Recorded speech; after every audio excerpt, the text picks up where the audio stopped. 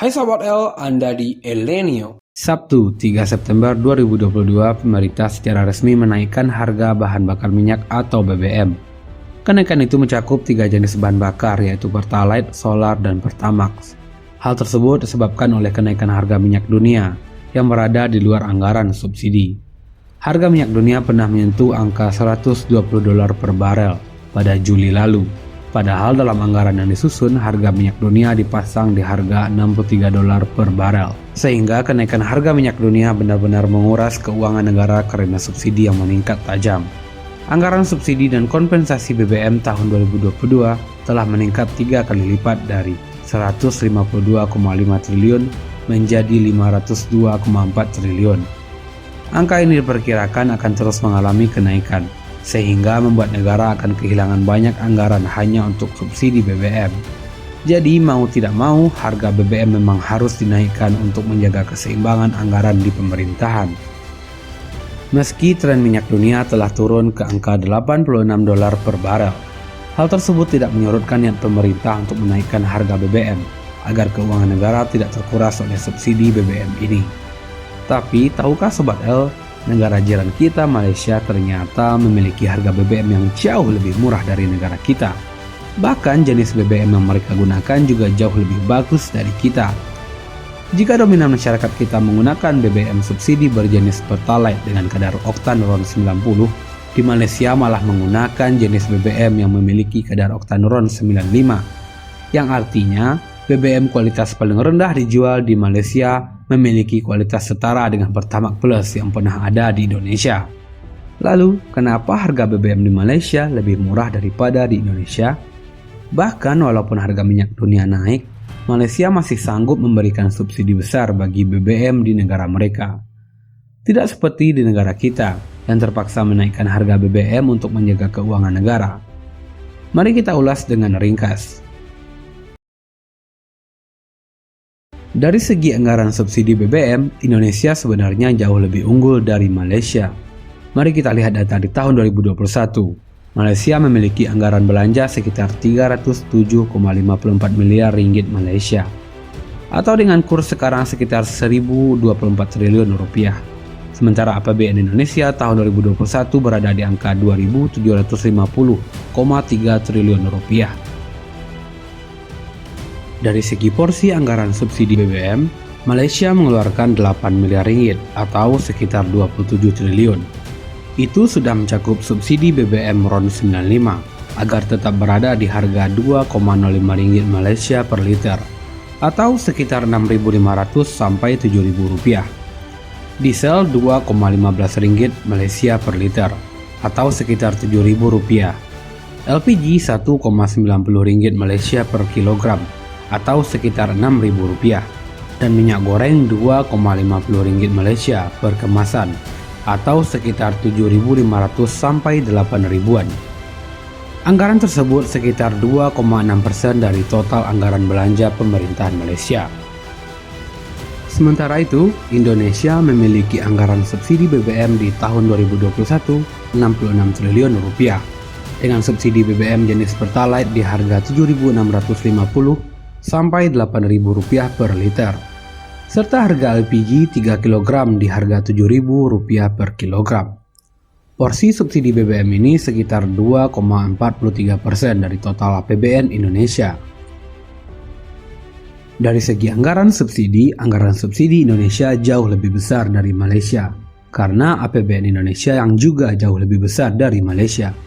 Bahkan anggaran subsidi BBM di Indonesia 2,5 kali lipat dari anggaran subsidi di Malaysia.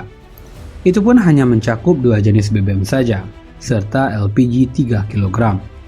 Namun secara harga, BBM subsidi Malaysia ternyata jauh lebih murah, dan bahkan sudah mencakup subsidi minyak goreng. Belum lagi jenis BBM di Malaysia yang kualitasnya jauh lebih unggul dari Indonesia. Loh, kok bisa? Kenapa dengan anggaran yang jauh lebih sedikit Malaysia bisa menjual harga BBM lebih murah dari Indonesia dengan kualitas yang jauh lebih unggul? Secara sederhananya, seharusnya Indonesia bisa memberikan subsidi BBM yang jauh lebih baik dari Malaysia, karena anggaran subsidi kita 2,5 kali lipat lebih besar dari Malaysia. Lalu kenapa yang terjadi malah sebaliknya? Kebutuhan BBM di Indonesia jauh lebih besar daripada di Malaysia. Kebutuhan BBM di Indonesia berdasarkan data CEIC adalah 1,4 juta barel per hari. Sementara produksi minyak mentah kita hanya 616.000 barel per hari. Artinya lebih dari setengah kebutuhan minyak kita harus diimpor dari dunia internasional. Sehingga harga minyak di Indonesia sangat bergantung pada harga minyak dunia, karena besarnya jumlah kebutuhan yang mesti diimpor. Jika harga minyak dunia naik, maka beban subsidi akan meningkat tajam. Sementara berdasarkan sumber yang sama, Malaysia memproduksi minyak 507.000 barel per hari, dengan kebutuhan konsumsi 762.000 barel per hari. Artinya kebutuhan impor minyak Malaysia jauh lebih sedikit dari Indonesia, sehingga Malaysia tidak akan mengalami pengaruh besar dari perubahan harga minyak dunia. Jika harga minyak dunia naik, beban peningkatan subsidi BBM di Malaysia tidak akan sebesar di Indonesia. Saat kita membandingkan minyak Indonesia dan Malaysia, mau tak mau kita juga harus membahas Pertamina dan Petronas, dua perusahaan minyak yang menguasai pasar minyak Indonesia dan Malaysia.